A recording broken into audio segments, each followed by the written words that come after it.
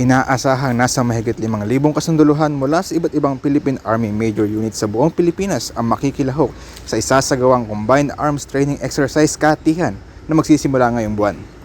Ang aktibidad ay formal na magsisimula sa isang send-off ceremony ng lahat ng kalahok mula sa iba't ibang PAMUs na gaganapin sa Division Ka First Unit ng 7th Infantry Caugnet Division Philippine Army ngayong araw, March 8.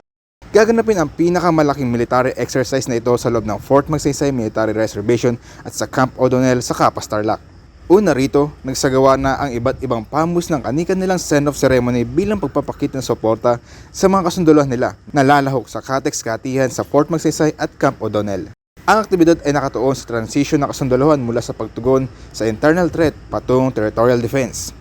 Nakapaloob dito ang iba't ibang military exercises na hahasa sa kakayahan ng kasunduluhan sa malawakang depensa ng bansa.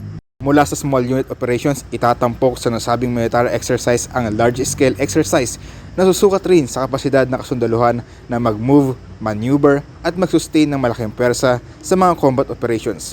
Mula dito sa Fort Magsaysay, Nueva Ecija, ako si John Marie Vallejos, ang inyong kaugnay.